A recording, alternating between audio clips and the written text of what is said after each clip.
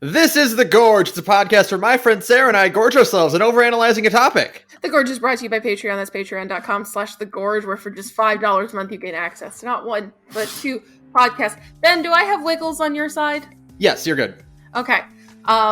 We're leaving that in. Having wiggles in Zencastr means that it is recording. I don't have them on my side, but as long as they're on Ben's, we're okay. $5. Speaking of recordings, bringing it back around. $5 on the Patreon gets you Takeout, a monthly commentary track where Ben and I decide we don't feel like putting in the effort to play something and talking about it, so instead we watch something and talk over it. Because, yeah, that's easy. And then $2 gets you Praetorium Pals. Praetorium Prowls? I don't know what I was trying to say there. Which is a series where Ben, Oates, Saturn, and myself all sit down and we pick the MSQ roulette in Final Fantasy XIV, and we talk for the length of that Final Fantasy XIV roulette, and mostly just say what the most insane shit 4 people have ever said in their lives. We invent which is a lot of lore. fun. We invent new lore for the game. Mm-hmm. We pine for Richard Epcar's performance as Gaius. We really wish Richard Epcar's performance as Gaius would go away sometimes. It's the only FF14 live play where you don't actually get to see what we're doing. That's right, because if you play Final Fantasy XIV at all, you already know what we're doing, because you've also done it too many times. You can just close your eyes and imagine where we are in the MSQ. It's fine. Absolutely. And also $2 gets you the entire back catalog of That's Hell You're Walking Into, a podcast that we did for a long time, where Ben would ask me questions about Fate Stay Night, Fate Grand Order, and the extended Nasuverse, and I would do my damnedest to answer it. Great! That's patreon.com/thegorge. This intro took longer than usual. It's fine. Thank you to Stefan the Chronicler, Robin the Bun, Rodsters, Ben's Delivery Service, Fama Power, Jeff B. Drada, Steel Condor, That Guy Red, Holy Star 64, Neon Hellcat, Patrick Perez, Rosie 1/2, Saturn, Alice Marks, Shia, Magus, Jack, Liam Lane, and that other one dude. Yeah, great. Thank you to all of you. It's wonderful that we have people who pay money to listen to us do deranged things every single month. You're all wonderful. So, Ben, what are we talking about?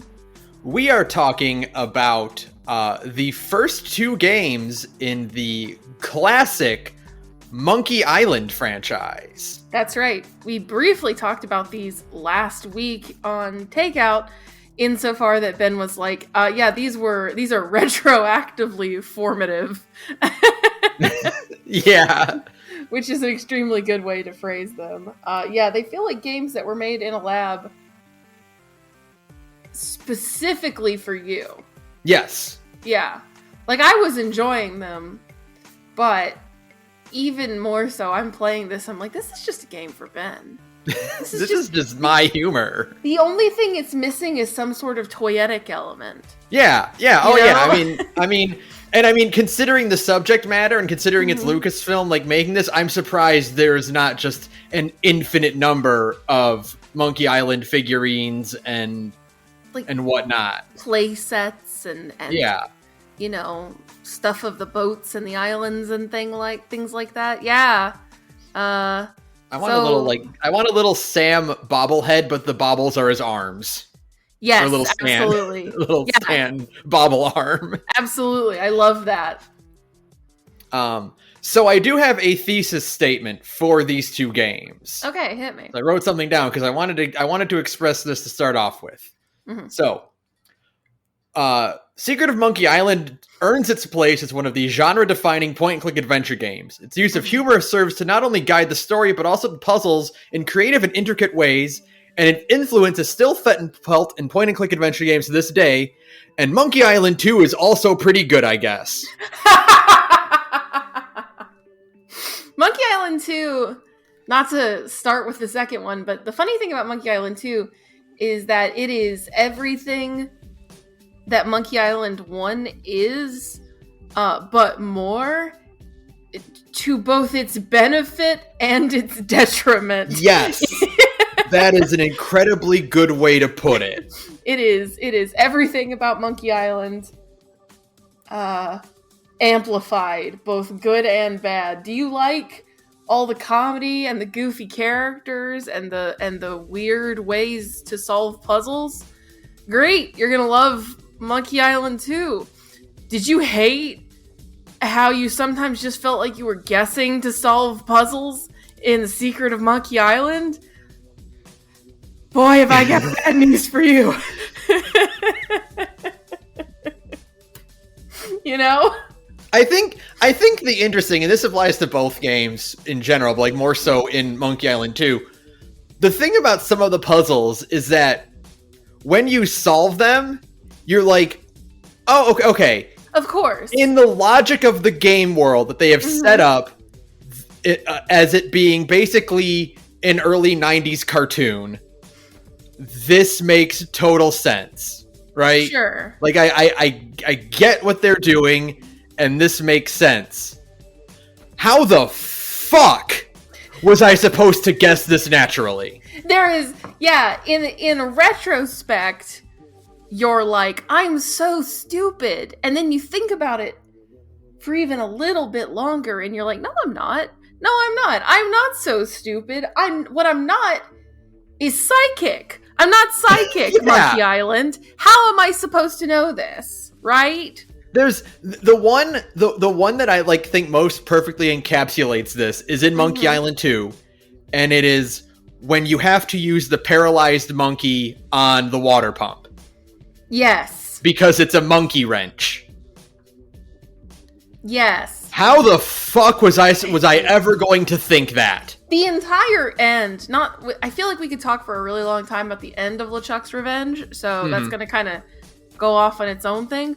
But like the entire end of LeChuck's Revenge is that. Yes. Like, it's that, but also there's a randomization element that is extremely annoying. Yeah. Right? Yeah.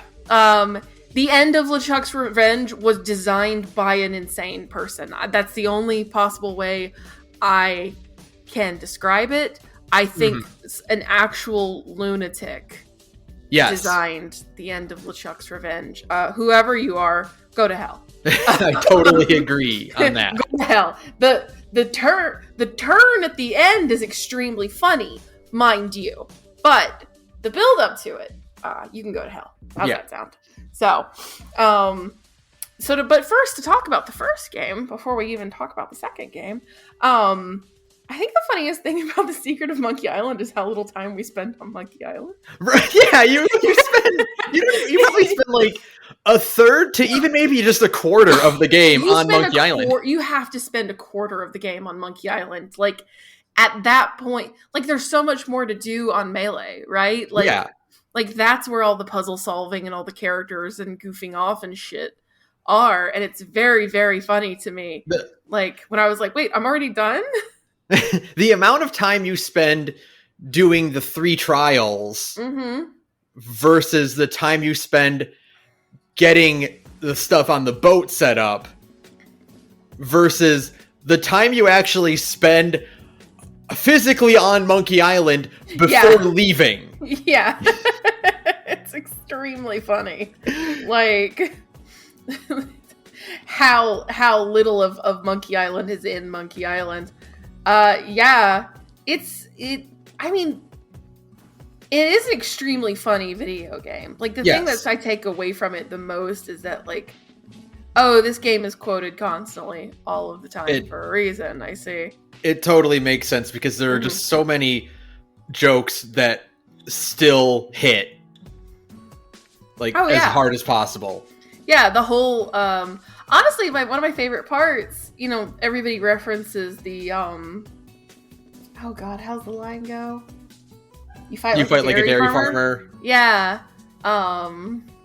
One, everybody references it all the time, and it's very funny. But 2, the funniest part of that whole sequence is, like, when I realized what was going on, I was like, okay, this game actually is a little genius. Because you're going around learning comebacks so that when you finally fight the sword master, you have like a whole repertoire, right? Yeah. And I was like I was realizing like, oh, that's what we're doing. We're going around doing different sword fights, and at the end you have to find a new way to use all of those comebacks. It's like, oh, okay, this game actually might be genius. I see. Okay. Yeah, it's really clever, because it's also because like the quips you learn are not the ones you actually use on Carla. Right. They are, you have to like think of like how to reinterpret them for her. Yeah, right. Because like your comebacks for the most part are the same. Like you still use the same set of lines, but what she's saying to you is totally different, right? Yeah. And like that's really fun. I don't know. It requires a degree of like actually having to think on your feet that I thought was like, I was like, oh, okay. So we're acquiring all of the answers to her questions basically. And then when we go, you just have to memorize. And it's like, no, actually we gave you a huge list of options to pick from, and you have to reason out on your own, which is the best response. Mm-hmm. And that's really fun, because that's when, like, that's a good distillation of when Monkey Island's puzzle solving is really good. When it is like when you're able to tell very easily what the game wants from you, but not like in a hand-holdy way, but like in a oh, I'm a genius kind of way. It's very Phoenix Wright, you know? In the okay, wait, so I need to get this, but if I he has it, so I need to get it from him. But if I go here and I take this, I can probably use it to distract him so that I can steal it. Mm-hmm. And then yeah. And then you like, once you have all the pieces together, it's like, oh, well, I can just go and it is very, I mean, like, it is extremely was obvious, right? Like Phoenix Wright is just the modern, like the modern version of an adventure game, but like more puzzle angled, I guess. Like people call it like people like, it's one of the things people like, it's categorized Phoenix Wright as a visual novel, and I've never liked that. No, it's an adventure game. Absolutely.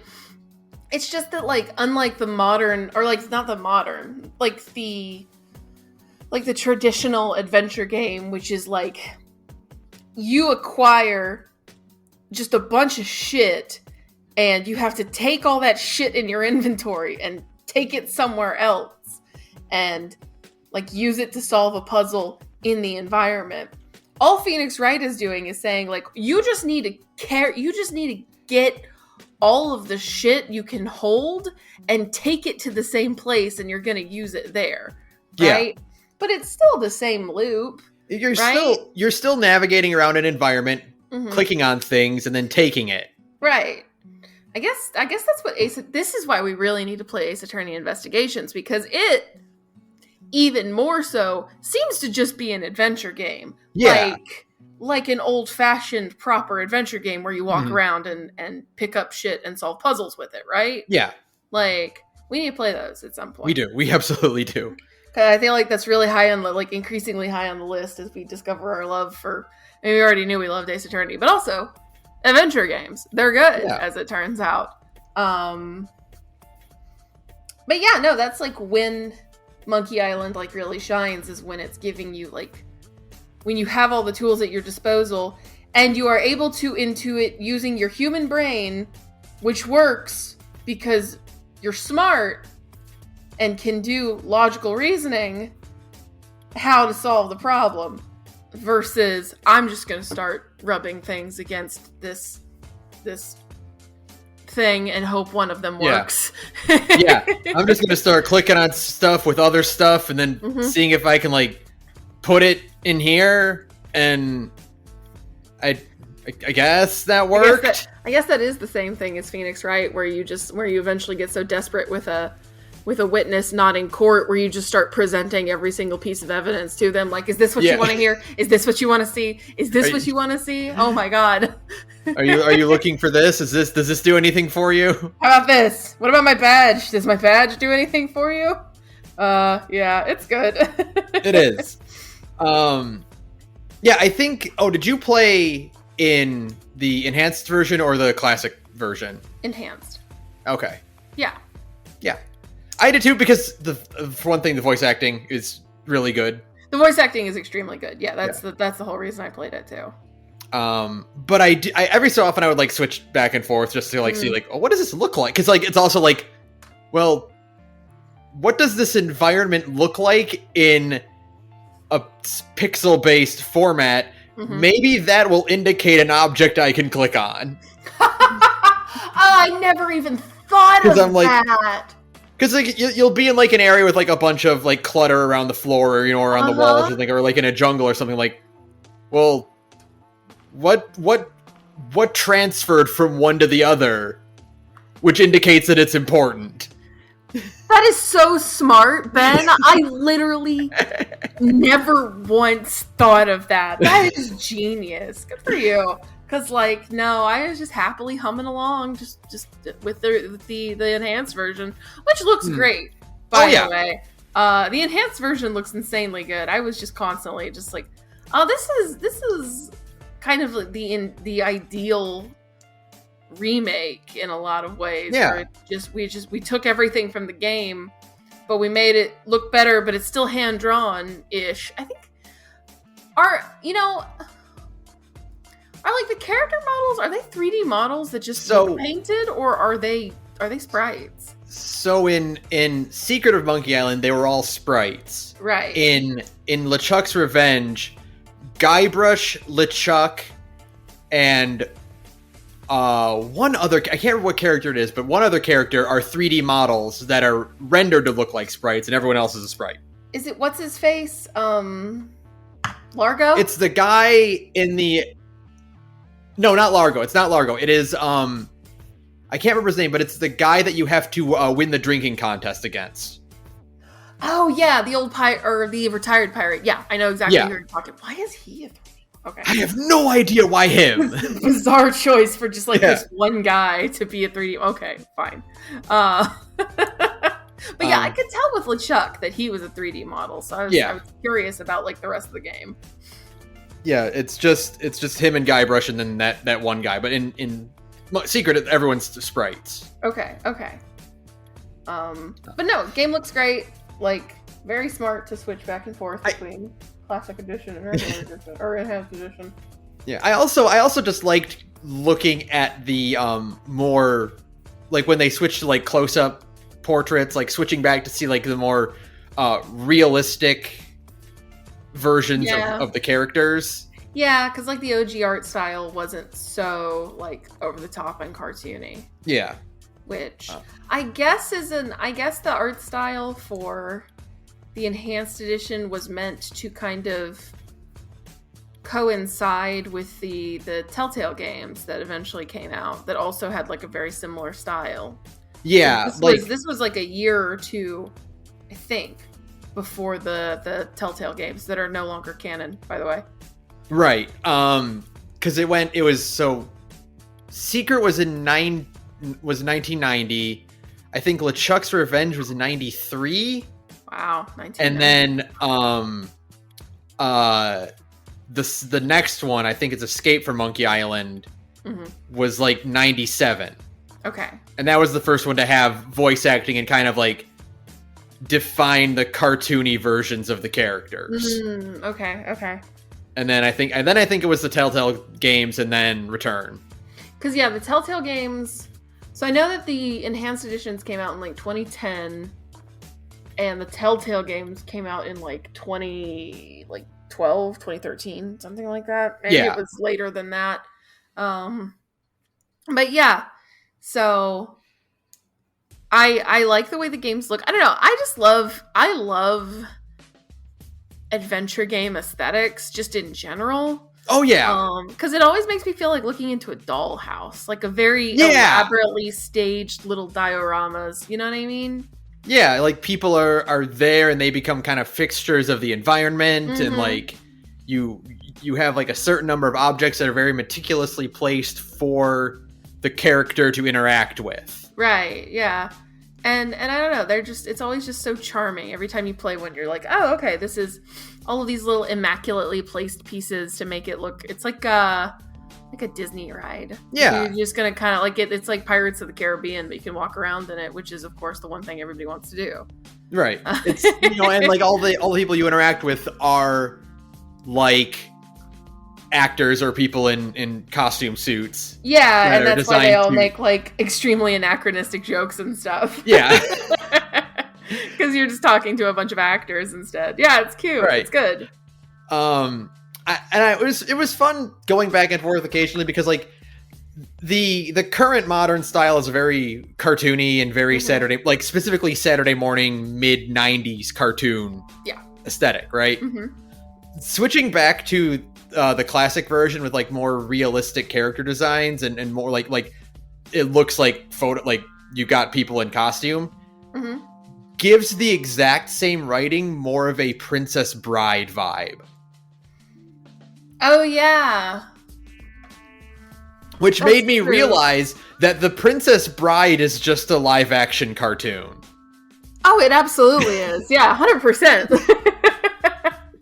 It's always like been prime cartoon material, and like all of those characters.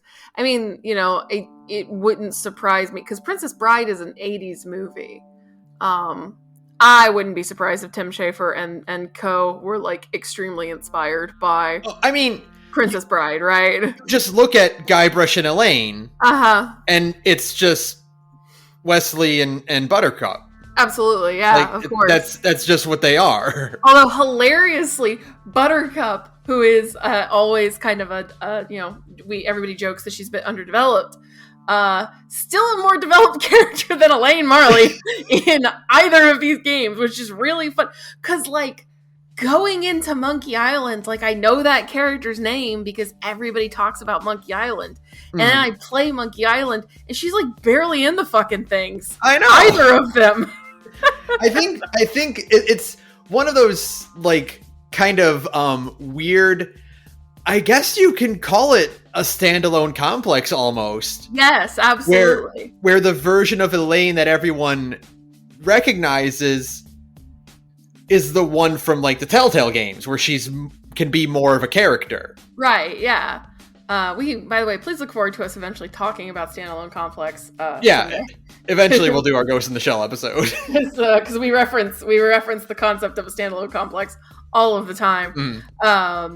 But yeah, no, it absolutely is where the Telltale games turned Elaine Marley into more of a character because of a like long running fan conception that Elaine Marley was more important than she actually is. In the first two games, she's Boba Fett. She's Boba Fett, yeah, 100%. She's there to look really, really cool. And then you just extrapolate a whole personality onto her. Right, but she doesn't really, like, do anything. No. You have, like, 3 meaningful encounters with Elaine, during the first game, and, like, slightly more in the second game, but also not really. She's not a significant character at all in the second game. Yeah, like, I think you interact with her about as much. Yeah. Yeah. I guess because, like, you get the impression that she's there at the beginning of the game, at the end of the game. It's like, oh, well, she's more important. Right? Not actually. Really. No, not really. And I get it because the nature of Monkey Island and the way the game works means that, like, at least the classic point and click version is that Guybrush can't have a companion with him. Right. Like it doesn't work that way because of the nature of Guybrush as a character and how he interacts with other people. He can't have someone competent with him. Otherwise, the whole thing just falls to pieces. Yeah. Everything hinges around the fact that Guybrush Threepwood is kind of a doofus and not cool at all, actually. Which is the actual. You had a great thesis statement at the beginning of the episode, and you're correct. However, the actual thesis of Monkey Island is that Guybrush Threepwood is a moron. And that's it. He gets by solely by the competence of the person playing as him. That's right. But, like, the man himself is very stupid and only barely survives by the skin of his teeth at any time, which is just great. Fantastic character. Oh, speaking of extremely funny things, again, because, like, I only know about Monkey Island through cultural context. This game just kind of starts, doesn't it? Yeah, you show up on an island and Guybrush is like, I'm gonna be a pirate, and that is it. That's it. You're just there all of a sudden. You're telling this old guy, like, I'm gonna be a pirate, and he's like, hey, kid, go off. And you go off and you become a pirate, and it's like, oh, okay. Well, that was easy. Yeah, back then you didn't have to have any of that. We didn't need Guybrush Threepwood origins. We just started the video game. There's no easing into the game or the game world. They're just like, well, go have fun. It's like, oh, okay, I guess I will. Thanks. It is the antithesis of the Netflix adaptation. There's no Surf Dracula. We didn't spend an entire season of Guybrush growing up and then getting to Melee Island in the last episode. Right. I love Surf Dracula. Let's see. What else? Do you have notes? I took a few. There were a few jokes that really landed for me. I think one of the hardest I laughed at first was the red herring.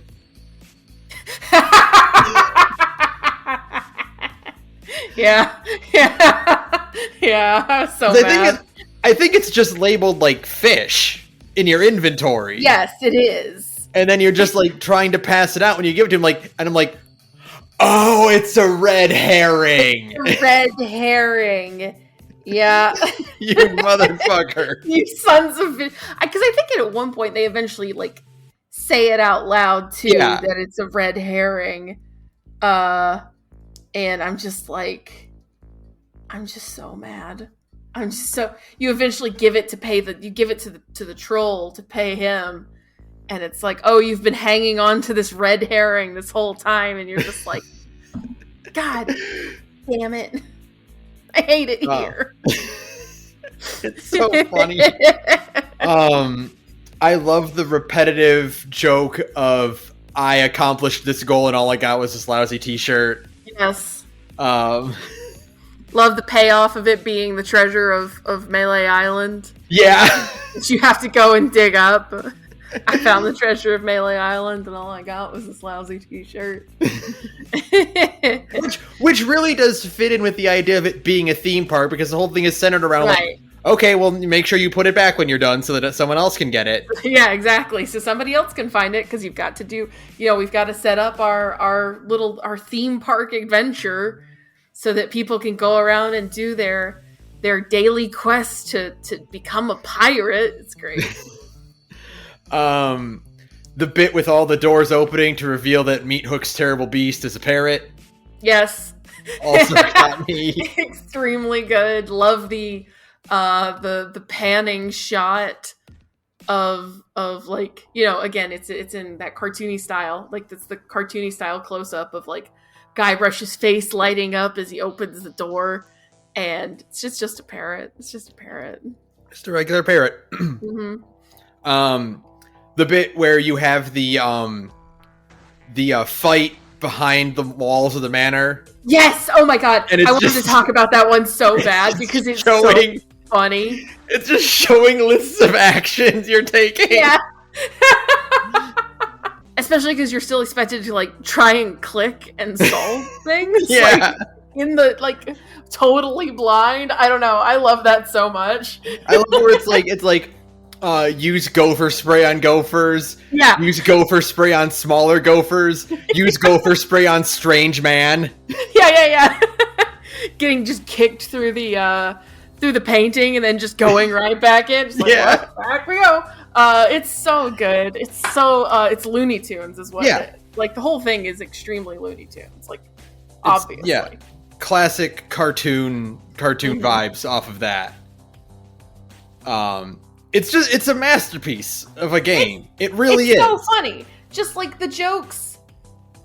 The jokes are still good, folks. All of the jokes in Monkey Island are still extremely good, which is just stunning after, 30 years.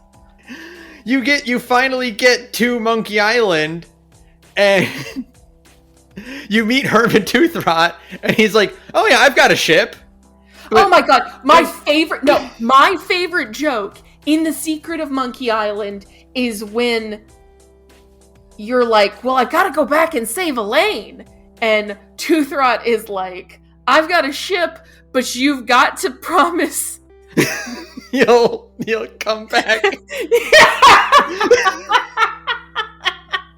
You gotta promise you'll use that ship to come back and save me.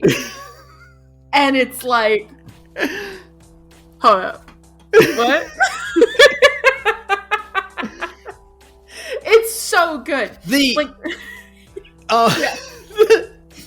That's so funny. The cannibals are also hilarious. I love the cannibals. They are extremely fun. The other best joke in the game is the final payoff of the three-headed monkey gag, right? Yes! Right? Yes! There's a running gag through the game where you can try and distract somebody by going, a three-headed monkey! And you try and do it to the cannibals at first when you first get to their village, and there isn't a three-headed monkey there, but they're all like there, they turn around to look, and they're like, very funny wise guy. And then immediately afterwards, a three-headed monkey shows up behind all of the cannibals, and you can say, oh my god, it's the three-headed monkey, and they're like, we're not falling for that one again, asshole, and it just hangs out that whole time, and you're just like, it's so funny. It is such a good joke. Like, years later. I love the gag that if you keep getting caught by them, they get more and more advanced doors to bar their hut. Makes me think of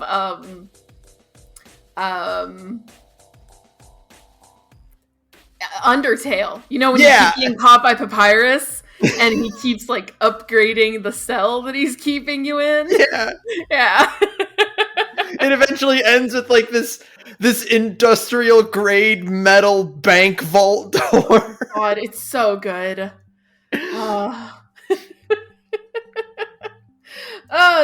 like that's the thing is that these jokes are because they're so stupid. They're stupid, right? Yeah.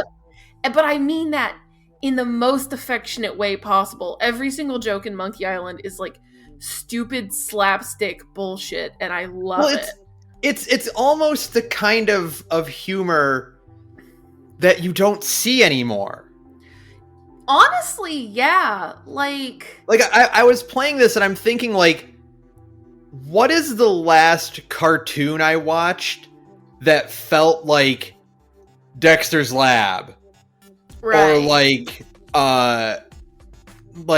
an old Nicktoon or something, because that's what this feels like, a Saturday morning cartoon. Absolutely, it definitely has like the vibes of an old Nicktoon or Cartoon Network's like after school block that wasn't too naughty, you know. Yeah, like Billy and Mandy, or like, or even before that, like you think of like Cow and Chicken or Dexter's Lab or Powerpuff Girls, Eddie, that kind of thing. Like mid to late 90s era. And you don't get jokes like this anymore. Yeah, and I don't.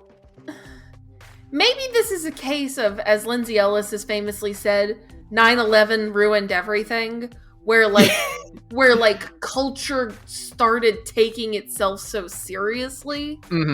You know, that like, which is a funny thing to say I acknowledge that talking about 9/11 in a Monkey Island video is in and of itself peak comedy. You're welcome.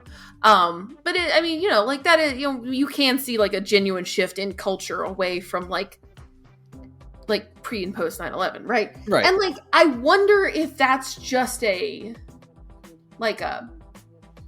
side effect of that is that, like, as culture started taking itself so seriously and people had like culture itself was more jaded, we kind of don't have this kind of really wacky slapstick kind of comedy anymore. Or I don't know, maybe it's just not what the networks are buying anymore. Maybe it's not popular anymore. I don't know. Yeah. Like, I didn't watch the current Cuphead show. I feel like that would be the best avenue to do that, and apparently it's not. I feel like that's about as close as you can get to what, like, the specific style. Because I was thinking, like, I mentioned recently after we watched Speed Racer, I went and watched the Mach 5 episode again, right? Yeah, because it's one of the funniest pieces of TV ever made, yeah. And when I looked it up, like, it was like, oh, well, this is obviously one episode of a it's 11-minute short. Mm-hmm. Cartoons were 2 11-minute shorts back in the day. And I'm watching the other one and I'm like, they literally don't make them like this anymore. Yeah, like we've gotten so many funny byproduct. Yeah, we've gotten so many of these prestige television cartoons, sure. Like Steven Universe or Amphibia or whatnot. And I guess, but I mean, and like there are still funny kids cartoons. Like Chowder doesn't run anymore. Right. I think like Craig of the Creek is still running. Mm-hmm. I think. Damn it! What is the show with the blue cat kid? Oh, Gumball. Gumball. I guess Gumball is probably as close to that style too. And SpongeBob is still running, and SpongeBob is like where all of it goes. Like I feel like a lot of it is just because SpongeBob is like a cultural institution at this point. It's not. It's like The Simpsons. It's not going anywhere. Right. Right. So maybe all of the weird madcap slapstick like kids cartoons they're all in SpongeBob now. I don't know. Yeah, but it's also like before Monkey Island. Mm-hmm. When was the last time you saw a tribe of cannibals in a video in a thing? I know. And I don't know if it's necessarily like a political correctness thing or like it could be seen as culturally insensitive, nowadays. But it's like, it's still just very weird, like the direction that like cartoon comedy has gone off in. I feel like you could talk I would need to watch more kids shows. Yeah. To be able to speak authoritatively about it, but I feel like even kids' cartoons these days are trying to be like Craig of the Creek is really funny, right? Right. I haven't watched a lot of it because I'm not the demographic. I'm not a kid, but every clip I've ever seen of it is extremely funny. You know what I mean? Mm-hmm. And even that, or like Gravity Falls and stuff like that, are still trying to be more like capture more of like I don't necessarily want to say reality, but I am going to say reality. But I hope you get what I mean. I totally understand what you mean. Okay. Where it's like I can't even conceive a cartoon where we got lost in a jungle and ran into a tribe of oddly sophisticated cannibals. Yeah, of extremely would even take funny, place. very health conscious cannibals, which is a great joke, by the way. Yeah, like I can't even conceive of a cartoon where that plot could happen. Yeah, maybe it's just because it is like a cultural direction thing. I don't know. Mm-hmm. I would love to look into that more, but I think that would take a lot of research. I think that is something that you would actually have to spend, like, you could write like a whole PhD about, Right. Yeah. About just like changing children cartoons comedy. Yeah. The general like tone and plot structure of old cartoons and how they've evolved into something different. Yeah. And having Monkey Island, a game that came out in the early 90s, mm-hmm. and then remade and now getting a sequel almost 35 years later. Right. How that feels and like what the general tonal shift is. Yeah, it is very interesting because Monkey Island is so like a microcosm of that style of writing from the time. And I don't know if maybe it's like a holdover from the fact that a lot of these guys were like directly in, and like the guys who were doing cartoon writing in the 90s were all even more directly influenced by the, for example, like Looney Tunes, that type of writing, right? Because like they don't really make, if you think about it, they don't really make like Looney Tunes kind of cartoons anymore, except for like the occasional, Disney short that's like slapstick, like that, right? Like the YouTube is like the Mickey shorts and the HBO like mini series that like they're putting out like occasional like classic style Looney Tunes cartoons on HBO, right? But there's no like consistent series for it, right? And they don't really make anything like that. And by the time the 90s rolled around, they weren't making anything like that anymore. So I kind of wonder if it's like a generational thing, like every generation is like taking on what they watched as children. So the guys who made Dexter's Lab and Powerpuff Girls, I think that's all the same guy. You know what I mean? Craig McCracken and Kenny Tartakovsky. That's correct. And all those other guys, there were more of them. You know what I mean? Yeah. Well, you look at the family tree of like, oh, these guys worked on Powerpuff Girls and then moved on to this and they moved on to that, and the guy one of the animating directors for this is now the creator of that.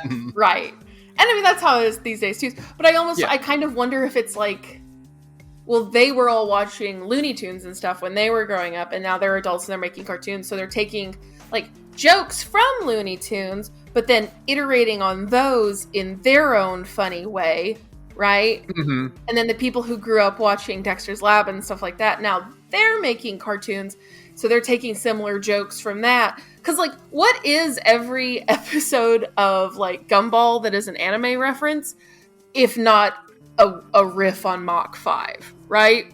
Right, yeah. So, like, I wonder if it's just, like, like the cyclical kind of nature of, like, culture in general. Maybe that's too deep for a Monkey Island episode. I don't know, but I know what you mean, that, like, while I was playing this game, I was like, where did this type of comedy go? I know it still exists. I know there's still people making jokes like it, but there's less of it, right? Right. And I think that's really interesting. I do think part of it is just we take what we watched as children, and then we go, well, I think that's funny, but I want to make an iteration on that.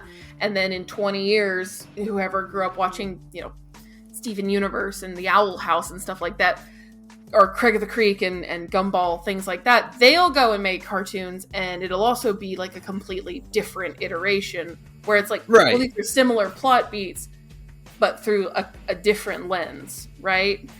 Yeah, and it's funny that you mentioned this, because like there was a moment recently where I really got shocked by the cultural shift, which is how there's a new SpongeBob character, like new, like came out like 2 years ago at most, I think, that just looks like Peter Lorre. What? Which is a gag that there is no child would get, because we didn't get that gag as a kids. No, absolutely. Cat, would you please? We didn't. Yeah, we look at Peter Lorre and we think he's that weird, funny guy that would show up in Looney Tunes for some reason. Right. That's bizarre. Okay. What a weird cultural holdover to have, like, the unflattering, because, like, I think the guy who started that trend in, like, old Looney Tunes cartoons didn't like Peter Lorre.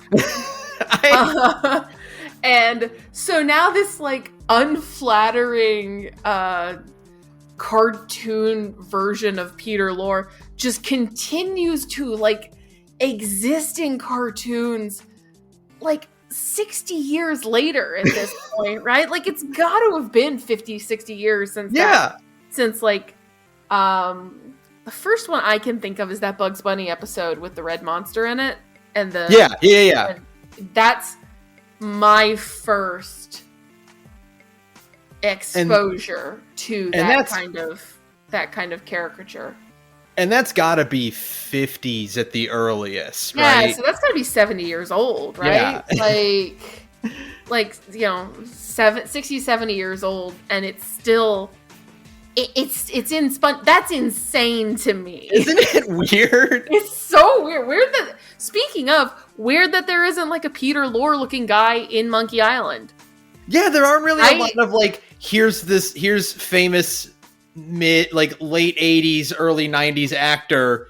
Which was a huge touchstone of 90s humor. You go back and watch like the Animaniacs, for example. Right. And like referential humor to modern celebrities is like way more of a thing in the 90s. And I think that's also, speaking of, I think that is also a callback to like the Peter Lorre gags and stuff like that from the Looney Tunes, just like amplified even more. And then eventually I think that the new people who make cartoons are like, that's actually kind of lame and it won't be funny in 30 years. So we probably shouldn't, you know? I guess the reason that they couldn't really do a lot of caricatures back then is because they didn't have voice acting in the first two games. Sure, that's a good point. So it's not really fun to just have a guy that looks like Arnold Schwarzenegger if you don't have a goofy voice to go with it. That's a good point. That is a good point. I do want to know, because I never did switch back and forth between the old graphics. Does it do it in Monkey Island? Does it do it in 2? Yes, in 2 you can go back, and that one actually does have the voice acting no matter which mode you're in. So here's my question. Yes. What is the bit in the forest where you can talk to the old LucasArts helpline guy? Yeah. What does that look like in classic mode? I don't know. Because I was in regular mode. It was in the enhanced version at that point, so I didn't switch back. Need to go find that out, because that's also an extremely funny gag. Mm-hmm. But yeah, no, like, it is very funny to me how much a product of its time, asterisk, in a good way, Monkey Island is. I guess, like, Tim Schafer is still making games. Have you played Psychonauts? I've played a bit of Psychonauts, and I want to go back and play, because I want to play 2 as well. I also want to play 2 really badly, now that it's actually out after, 15 years. And I think that would be a fun double feature game, because I played the first Psychonauts game a lot. And I would like to know if Psychonauts 2, because Psychonauts, the first one, comes really close, obviously, because it's made by Tim Schafer, comes really close to kind of that Monkey Island feel in a more modern game, because it's a platforming adventure game instead of a point and click adventure game. Mm-hmm.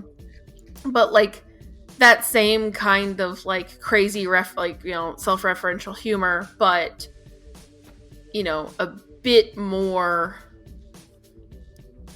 it all kind of aligns tonally into like an actual cohesive storyline, right? Instead of just Monkey Island is the video game equivalent of Blazing Saddles.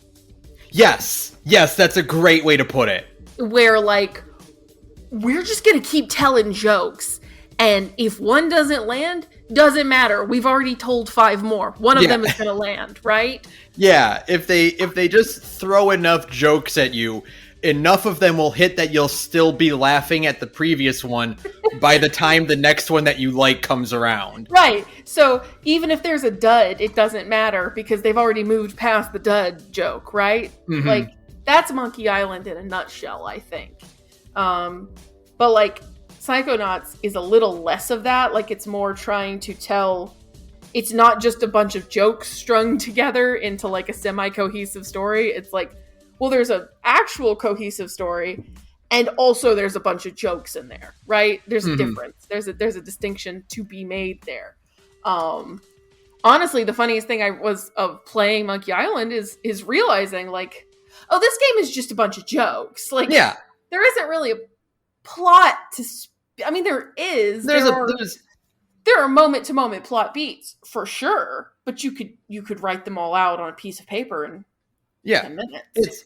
It's about Guybrush going to a new location, meeting someone who hates him, correct, and trying to get them to do something for you. Right. Whole game boils down to that, right? Both of them, actually. And like, even the plot beats of both games are just like, well, you could tell it in 15 seconds, but that's not really like the whole point is and that's kind of the fun, that's the comedy of Monkey Island, is that this is a seemingly simple task. So why has it all been complicated so much, right? Why is all of this taking so much fucking work? And that's the comedy of it, right? It's just like a comedy of errors the whole way through. It's good. I love it. I think it all flow like until you hit those points where you're like, I don't know what the fuck you want from me, game. What from me, game? I have been everywhere and I have picked up everything twice. Who am I talking to now? Who do I need to show this book to? Do I have to go to every single interactable NPC in this video game and show them everything? Because I will. I will spend the time to do it, and I will make that trip, game, if you want me to. If you want us both to sit here while I do that. It was here. Oh, okay. Oh. And then Monkey Island is like, yes, that's right. We have to extend this playtime somehow as Tim Schafer rubs his grubby little hands together. Playing both of these games, I'm like, how the fuck did anyone beat these games without the internet? How did anyone? I guess that's what that's got to be what that LucasArts hotline exists for, right? But it's like how did? I mean, because I talked about how like this would have been a defining thing for me. I'm looking at this and I'm like, I don't know if I could have beaten it as a kid. I feel like it's one of those situations where I can see it perfectly. Where if I had played it as a kid, if you were to ask me now, hey, how do you get to that puzzle? I'd be like, I don't fucking remember how I got there. I don't. What? I clicked on literally every object in the game until it let me progress. Because the thing about children is that they have so much more time than us. That's really what it boils down to, where I'm like, if I was a kid, I would spend entire afternoons pixel hunting. Sure. For this on summer vacation, being like, is it here? Is it here? Is it here? Is it here? I'm going to try this. I'm going to try this. Try this. There it is. Absolutely. But I'm an adult with a job now. I don't know what a summer vacation is anymore. I haven't had a summer vacation in time redacted. It's none of your business when my last summer vacation was. Yeah, children have virtually infinite time, and even more infinite patience. Yeah, because they don't think the video game is like, as an adult, you are able to see with your human eyes, oh, this video game is wasting my time. I see. Right. As a child, the idea of a video game wasting your time hasn't even entered your brain yet. No. Right? No, of course not, because you have no perception of it. Right. So you're just having a good time. So I can see how children beat this game back in the day, because of course it is ironically a million monkeys banging on a million typewriters. Yeah. And what I don't understand is how adults back in the day beat this game. I guess they're the guys using the tip line. The LucasArts tip line. Yeah. Oh god. You know what's a funny piece of trivia about these games that I learned in researching for this episode, just reading the Wikipedia page. Until Monkey Island 2, LucasArts was literally based out of George Lucas's house in Skywalker Ranch. Cool. Okay. So you can say this game was built in a guy's garage. I mean, it's George Lucas's garage, but it's still some guy's garage. A really nice garage. But yeah, absolutely, it was built in some guy's garage. That's incredible. Amazing. Oh god. What else? Do you want to talk about the dog shit ending of Monkey Island 2? Okay, so what are the good things about Monkey Island 1 at least? Stan. That's about the bad thing of Monkey Island 2? Okay. Stan is one of my... Stan is another character that you just don't see anymore. Extremely funny character. The used car salesman archetype. Right. Does not... Sure. I won't leave until I make a sale. Sure, absolutely, because these days, like, used car salesmen are way bigger assholes. Yeah. You don't... And also, they don't wear plaid suits and wave their arms and have the slick back hair. They're some rich asshole's son who got the company from him when he retired. Right, yeah, exactly. Yeah, the guy, Stan retired, right? And now his dipshit son runs Stan's used boat emporium. You know what I mean? Exactly. But yeah, no, like, honestly, the funniest thing about Stan, like, all of his jokes are funny, sure. But it is the arm flailing animation. It is, yeah. Right? Like, it is how much he just constantly... And I gotta go back and like just boot it up and like check it in classic mode to see it. But like, I am such a huge fan of unmoving plaid. Yes, it is so funny to me. I love that effect. I think it's great. It's funny. It makes it seem otherworldly and kind of like weird. It just has this inherent uncanny valley effect that makes the character stand out even more and makes the world feel like an oddity. It's even funnier, especially because like Stan himself is so much more poorly animated than like Guybrush. Yeah, like his arms are just flapping around. I think he only has one angle you ever see him from. Yeah.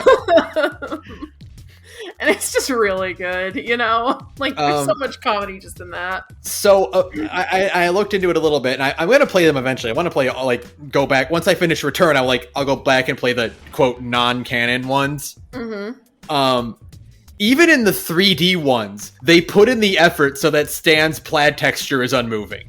That's great. Thank you.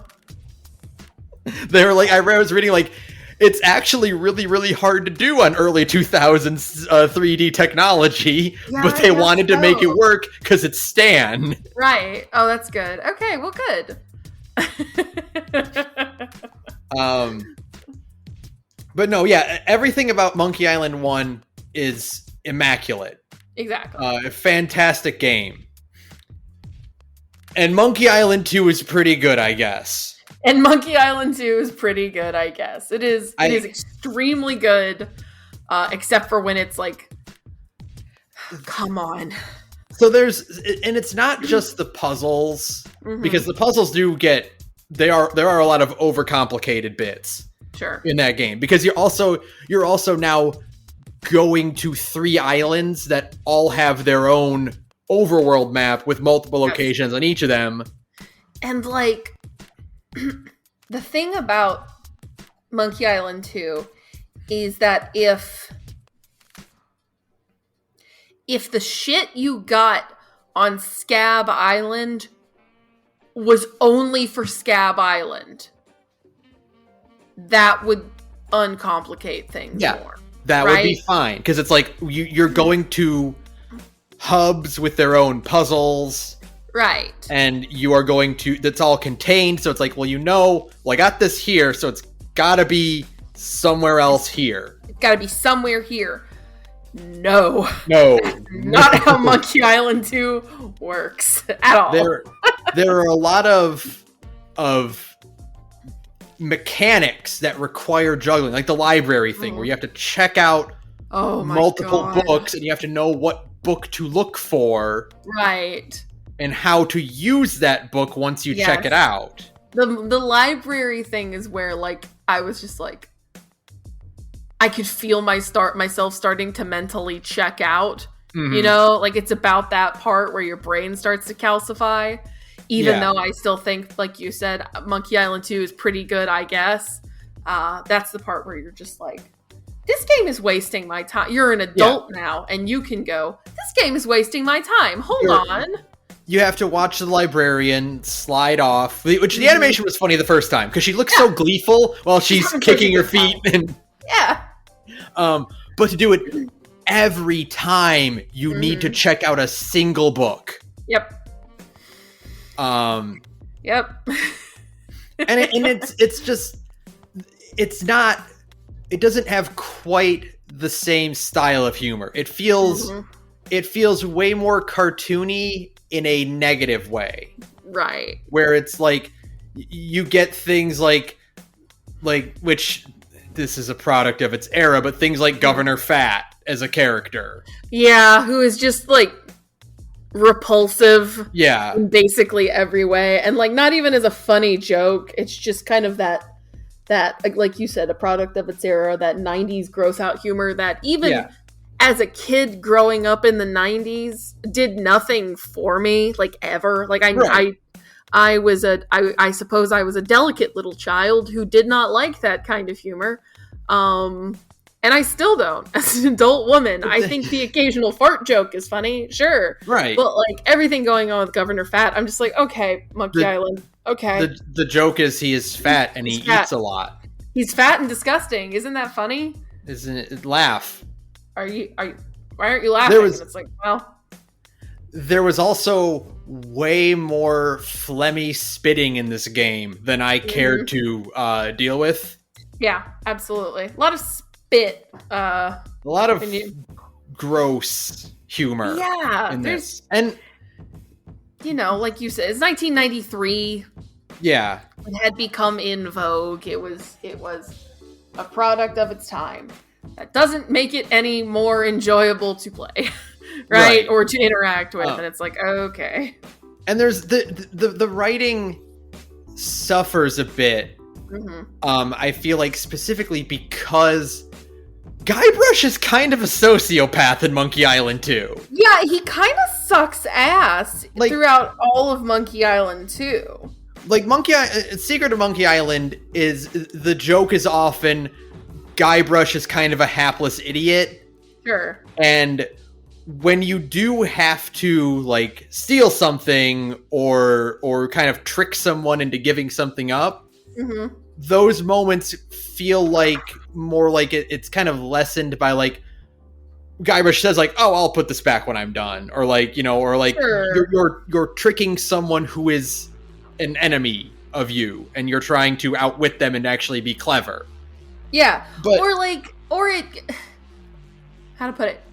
Part of Monkey Island, especially Monkey Island 1 feels like the player themselves is more of a character, and like a lot of the shit that Guybrush has to, the stuff that happens to Guybrush is the direct influence of the player, right? And not so, and like the player is being the asshole, not Guybrush. Does that make sense? No, I get what you mean. Like we are controlling him as our puppet. Right. He's our little avatar. Yeah. And we make fun, we make him do the funny thing, but like it's something about the characterization in Monkey Island 2 where it feels more like this is Guybrush doing his own thing, and his own thing is being an asshole, right? Like, he is going to steal from people who have not wronged him in any way. He is going to lie about things. He is going to manipulate more people. He is going to manipulate Elaine. Yes. Which that was the part where I like really got turned off of Monkey Island 2. Right. Is when he's talking to Elaine just to get the map back. Right, yeah, and it's not like because he actually wants to see her. It is an interesting thing, like this whole progression, because like Elaine herself also kind of sucks a little bit more in this game. And it's like, I don't know, maybe that's also just a result of the writers kind of changing their tone and stuff.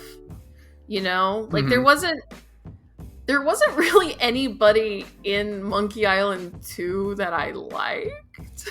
Not character-wise. None of the new characters. I liked Wally. Wally was fun. Sure. Yeah. But yeah, like I didn't like Kate very much. No. Or, obviously Largo is a huge asshole. Like, there's just a lot of... Largo was funny, but he was not as entertaining as Bob in the first game. Right, yeah, absolutely. Bob being this kind of hapless schmuck voiced by Rob Paulson, who was like Yeah. shanghaied into doing this thing, and he's kind of Mhm. like, he's kind of a nicer, wimpier dude that LeChuck can, you know, bully and push around, right? Yeah, he's not like, he isn't an asshole himself. He just kind of has the vibes of like a, you know, a put upon day laborer who's getting bossed around by his manager, right? Yeah, you know, he walks, he's like, well, sir, you know, Guybrush is making some more progress, and then LeChuck is like, fuck that guy.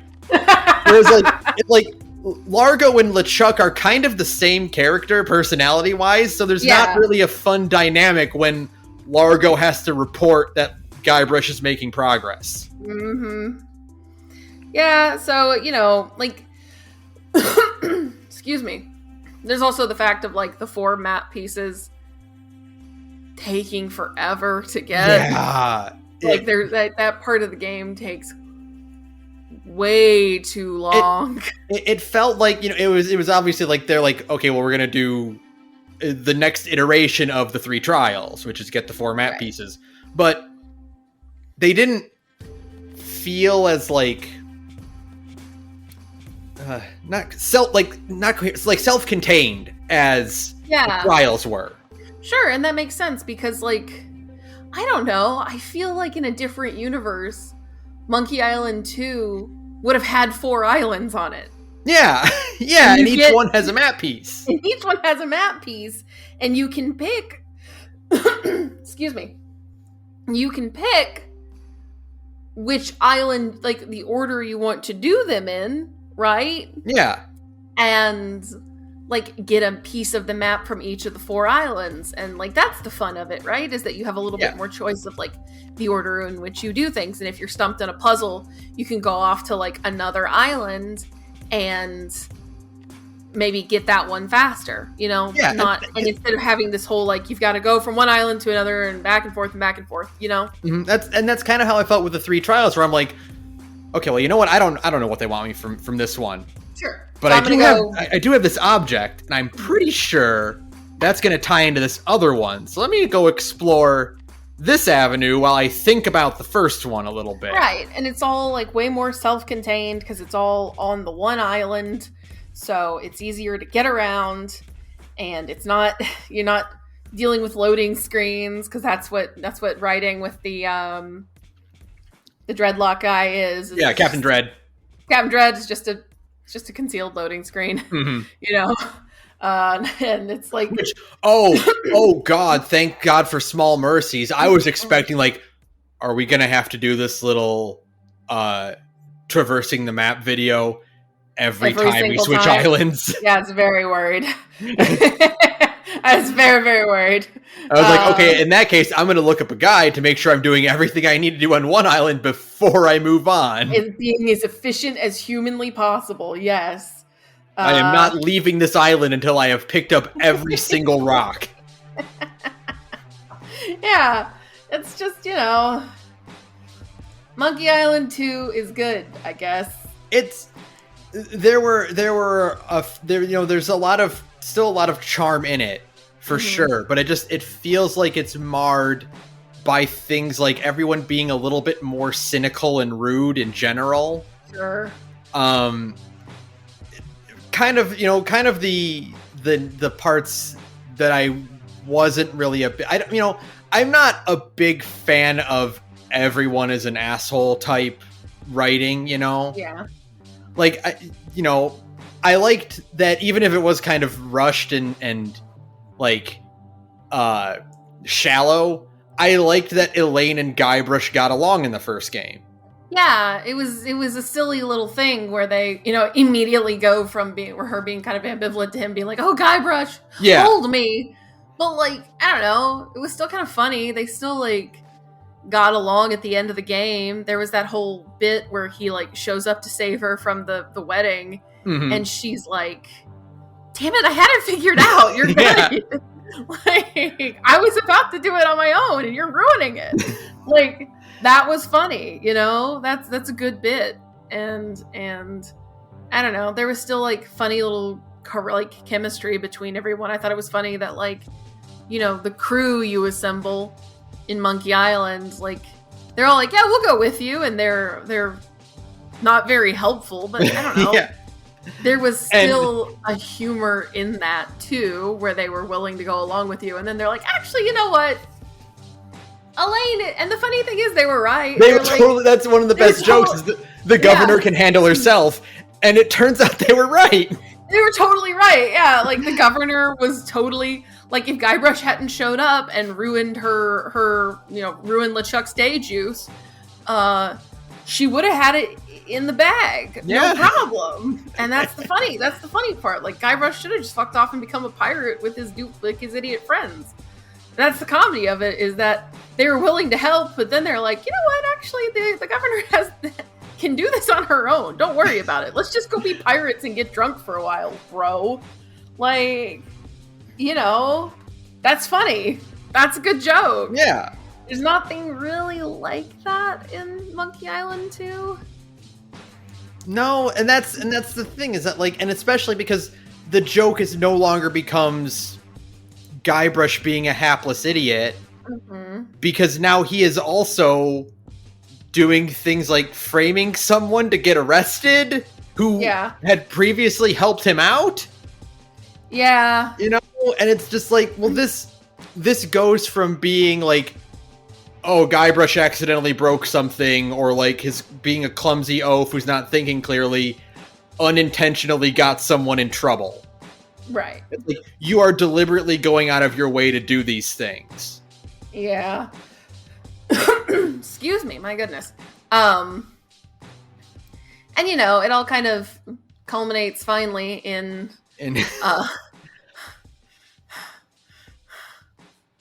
who was responsible for the ending of Monkey Island 2? Point me in their direction. The man who tells me that gets to live. Right? Because, like,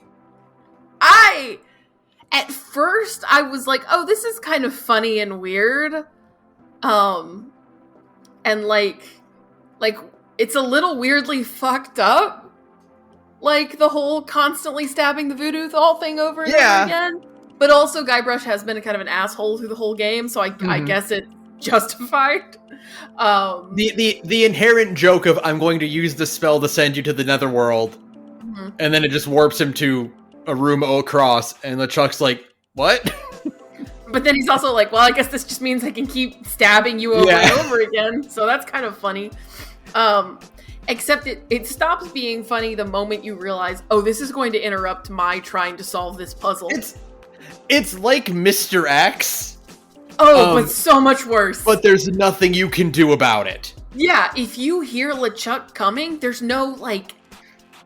You can't hide. Like you can hide. Yeah, exactly. It's not like a fucking Steam horror game where you can hide in a cabinet or something. Like if there was like a garbage can or a closet in every room in that hallway where you could duck into if you hear LeChuck coming. Sure. Or if you had like an object you could throw at him to like distract him and run away. You know, like if you like there's the one thing where like if you go in the storage room you can activate the coin return on the vending machine. And he'll get distracted by the penny, you know? If you could at least go and, like, stock up on coins and, like, use those to distract him while you're trying to pick stuff up and put things together. Right. That'd be one thing. But no, it's just like, oh, I'm going to teleport you. Yeah, I'm going to teleport you to a random place. And then sometimes what happens is he'll teleport you to a random place and then walk in immediately after. And teleport you to another random place. And there's nothing you can do about it. I'm pretty sure the game doesn't track his current position. Yeah, I think he's on like a randomized timer, or like not like a randomized timer, like a randomized spawn, right? Yeah. Like the game is essentially flipping a coin. Right? Yeah, you enter the room and it rolls an invisible die to determine if he's going to enter the room with you or not. Right, exactly. Which is bad. Hey, that's bad, guys. That's not fun to interact with at all. Especially when it is another one of your dog shit, just try everything puzzles. Right? It's like, I don't know what you want me to do. I know that the doll has something to do with it, but what? You have to put together a quick impromptu voodoo doll, but Right. You have to do the time-based puzzles. Because, like, there are certain things where, like, you have a window of time to do them, which is unlike anything else that's happened in Monkey Island. Right? Like, everything else is pretty much like, yeah, you can figure it out, except for, like, the bits where it's Guybrush being underwater. Sure. We didn't mention that. The best joke in Monkey Island, the other best joke in Monkey Island 1, again, talking about how good Monkey Island 1 is, where you get shoved off into the water with, like, a weight around your ankle, and Guybrush is like, he's like, well, I can't reach any of these swords. Yeah, there are so many sharp objects all scattered around. And if you wait long enough, you get a cutscene where 2 pirates are on the dock and they're like, I gotta hide this knife I just used to kill someone. I better throw it in the water. You're like, nah, it's a really nice knife though. You could probably just clean it. Yeah, that's a good point. And they walk away. That's amazing. The solution is, well, just pick up the weight. Just pick up the weight, because, like, add it to your inventory. Just add the weight to your inventory, because you're an adventure game protagonist. It's like the water isn't that deep. You're literally right next to the ladder, and, like, it's easier to pick up heavy things underwater. It's literally like Ocarina of Time and the Iron Boots underwater. Yeah, absolutely. Like, as soon as they're in your inventory, they're not heavy anymore. Well, yeah, well, I took them off, so they're not wearing me down anymore. You put them in your bag. Yeah, well, they're not weighing me down anymore. But they're not on my body anymore, so they're not heavy anymore. What's the problem? Yeah. But no, that one's on a timer. But one, it's an extremely generous timer. 2, the solution is very, very easy. This is neither of those things. Yeah, this is a very complicated race against time, and it can be very frustrating to, like, try and parse what the game expects you to do to get all of the ingredients, and then to use the ingredients in the window of time you have to, finally overcome the challenge. And only then to get one of the weirdest endings to a video game ever. Yeah. I don't know how I feel about that. I think it's bad. I have come out the other end thinking it's stupid because it's like, at this point, and maybe it's because I'm playing this game in 2022 when I'm so sick to fucking death of Star Wars. Yeah. But at this point in 1993, the Star Wars, like, OG trilogy has begun its re-release, right? Right. And it's now, like, a huge fucking cultural phenomenon. Everybody's talking about Star Wars again. And I don't know, maybe it's just because I'm tired of Star Wars, but, like, there are so many Star Wars jokes crammed in this fucking game, like, way more than... Well, it's also a Lucasfilm thing. No, but I mean, like, the first game didn't have as many Star Wars jokes, you know what I mean? Yeah. And the end of the game is, like, it has a bunch of shitty Star Wars jokes at the end of it. And then it's not, I will say, it's not It Was All a Dream, because Elaine is still there, right? She's still standing by the hole, so it's not It Was All a Dream. It's like Guybrush is under some weird spell or something, thinking it was all a dream, I guess. It's like the intent, because I looked up afterward, like, the intent was to be as vague as possible. Is it all a hallucination? Is it all a dream? What parts of it were real? Because this is the last one that the original trio, Ron Gilbert, Tim Schafer, and Dave Grossman, worked on. Mm-hmm. Right? Like, this was the last canon one, and I looked it up. It came out in 1991. The next one wouldn't come out until 1997. So there are 6 years where fans of this game had to go, that was it? That's how it ends? That's how you're ending the video game? Really? Okay. Yeah. I come out on the other side thinking it's not good. I think I don't like it. I think I don't like it. I think it would be a hilarious gag if you got through all of this and instead the game actually ended with Guybrush and LeChuck waking up on the beach somewhere going, that was weird. Yes. And that's how it actually ended. Sure. In like that would be fine. But like, or I don't know, somehow both of them using the doll to, like you said, using their respective voodoo dolls on each other at the same time to teleport themselves out of the island. And like you said, waking up on a beach being like, that was weird. Want to call a truce? And they're both just like, yeah, sure, shake on it. Yeah. And then they go off and get drinks somewhere. And Guybrush is like, are you really my brother? He's like, nah, I'm fucking with you. You know? or just like the implication that like they both use the dolls and like that causes them to hallucinate the whole amusement park thing. Yeah, that would be hilarious. Yeah. It's like, oh, it was all a dream. Or was it? Yes, it was. It was. That whole amusement park thing was all a dream. Yeah. But no, it's very strange. It was very, very strange. The whole game feels cynical is a easy word to use and stuff like this, you know? Sure. It feels aggressive. Yeah, because cynical kind of implies a not being genuine. And I do think this game is like made from a place of like, you know, of like people who like the games and are genuine about it, right? Yeah. But this is like a weird, aggressive kind of second installment. Very hostile. Strange. Hostile, absolutely. Yeah. The whole game feels very hostile in general to like its characters and to the player and to its fan base, you know, just in general. It's a very hostile game.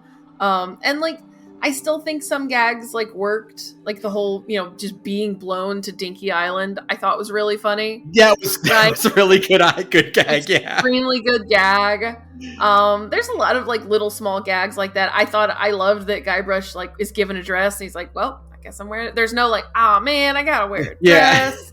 He just wears a dress and he's like, yep, that's me. I look great, you know? It's like there's still good stuff in LeChuck's Revenge, and I think it's a worthwhile game to play. But I don't think if you used a guide, anybody would be mad at you. That's my suggestion for LeChuck's Revenge. As soon as you get stuck, I think it's okay to use a guide. I think it's okay to go like, what the fuck do I use this thing for? You know? Yeah. What do you want from me regarding like where am I supposed to go with this? What do you mean a monkey? God damn it! You know. That still pisses me off. Because if I saw that in a cartoon, I would lose my mind. Sure, it's a hilarious joke. Yeah, it's a monkey wrench. Get it? But it's not like the game tells you. It doesn't make that obvious. Like it was a paralyzed monkey and they called it a monkey wrench. Yeah. In your inventory, you would get it, right? Right. You would be like, oh, I need to use the paralyzed monkey to use like a tool. I get it. No, that's not it. I also like going back to like Guybrush being like unnecessarily cruel, like the bit where you have to nail Stan into the coffin. Oh yeah, which is really fucked up. No. I mean, I love the gag of Stan being a coffin salesman because his customers can't come back to complain. Right. And I do like that when you nail him in, if you hang around long enough, eventually he's like, actually, this is pretty cozy. I might take a little nap. Yeah, that's true. Yeah. But still, like, I don't know. There's also, I do like the running gag that Stan has had a bunch of other, like, used X companies over the years. Like, I can't remember what it was in the game, but they mentioned, like, oh yeah, we got it from Stan's used so-and-so, and it's like, oh, okay, well, that's a good gag. That he just has a bunch of different, you know, used stuff companies. It's good. But yeah, no, I think, like I said, I think Secret of Monkey Island is an absolutely legendary game. And I would love to like go back and try it like maybe in a year from now when I've kind of, when some of the puzzles have slipped my mind a bit more. And just go and, you know, go through it again. And now that I kind of know a little bit more what to do, I can appreciate more of the dialogue and stuff. Sure, you're not just thinking about puzzles. You're Right. actually paying attention to the story more. Yeah. Yeah, and then obviously I would love to go and see how Curse and Escape and the Telltale games hold up. See make Sure. see how those go. So you started the actual canon third one, right? Yeah, I wanted to talk a little bit about that. Yeah, I haven't played this one, so I'm not going to spoil anything too much, but like overall, I'm very, very happy with it. Oh, good. Okay.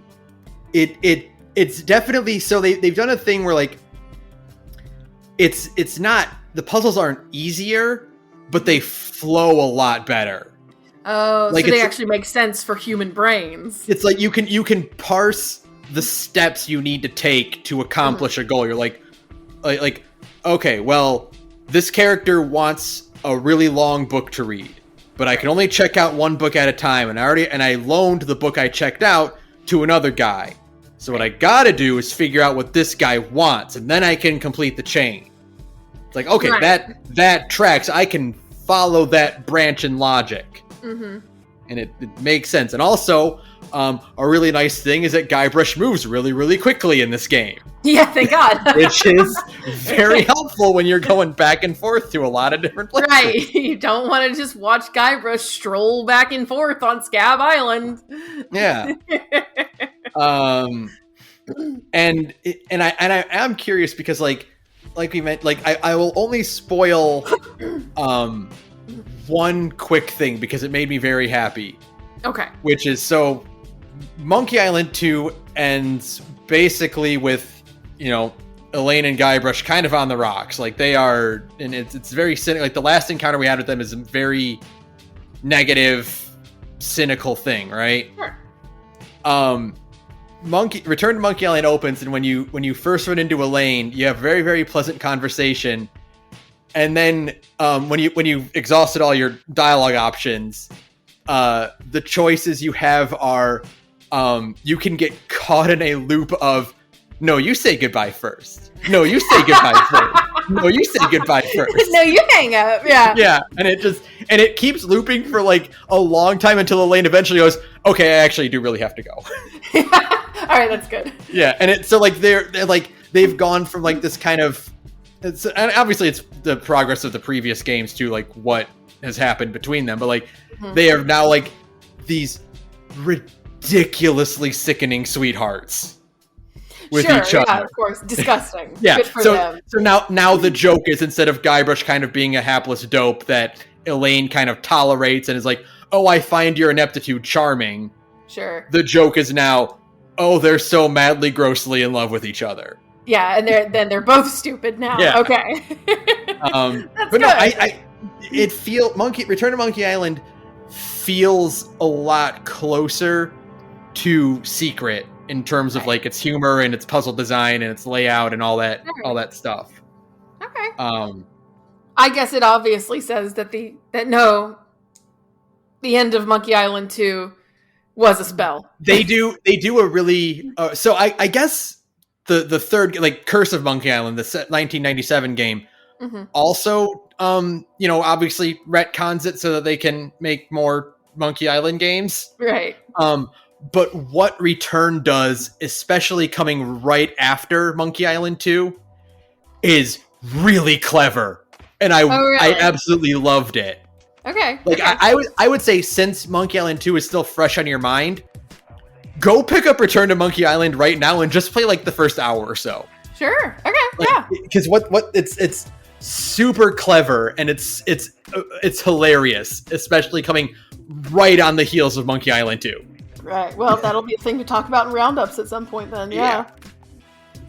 Well, I think that's about it. Like I said in the roundup last week, like this would have defined me as a kid if I had played it back then. The thing is that I don't think it would have changed anything about you. It would have just reinforced what's already here now. Yeah, exactly. It's like I you look would have back ended up the same guy. Yeah. You just would have played Monkey Island as a kid instead. It's like, why do I really like Phoenix Wright? Why do I really like Professor Layton? Why did I really love what's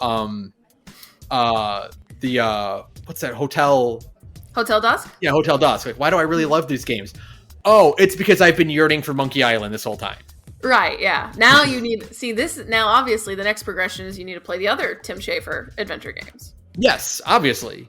Day of the Tentacle. Oates has actually been saying, like, I should play Day of the Tentacle and, like, Maniac Mansion and...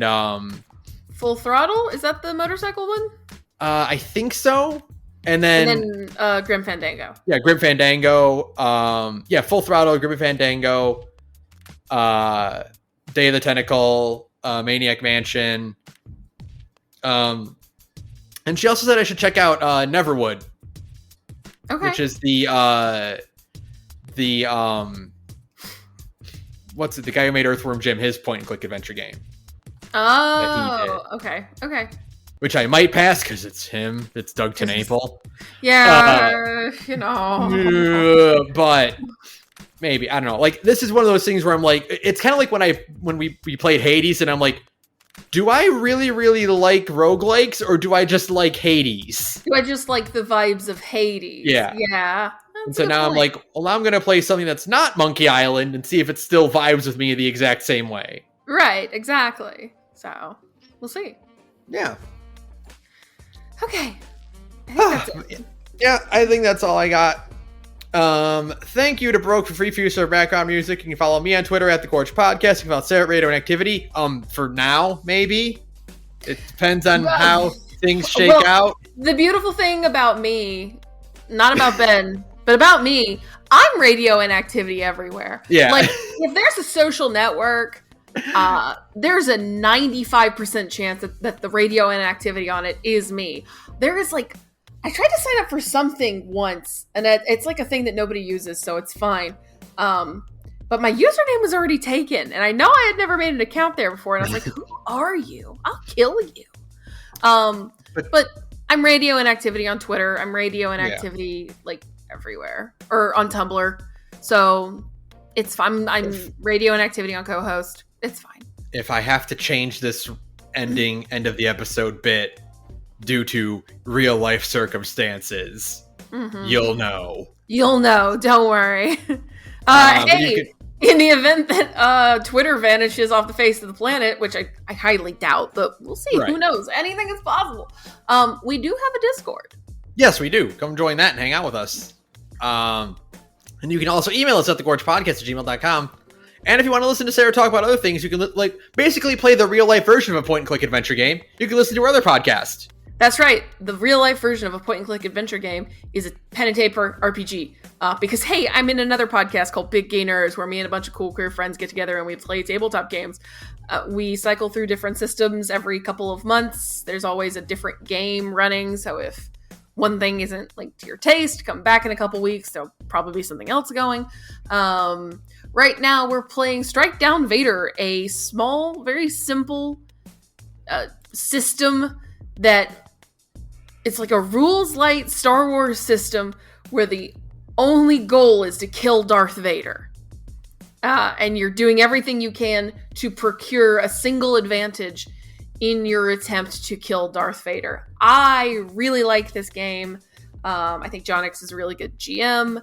I like the cast a lot. I like the system a lot. It's very simple, easy to follow, easy to pick up and play. I like it a whole lot. So yeah, we're Big Gay Nerds wherever you get your podcast, and we're Big Gay Nerds wherever you get your social media. Yeah, thanks. I should have said if you want to listen to Sara talk about another LucasArts product. Damn it, you're right. It's okay.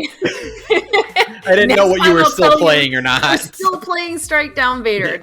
And we probably won't the next time an episode goes up, maybe. I don't know. I'll let you know before.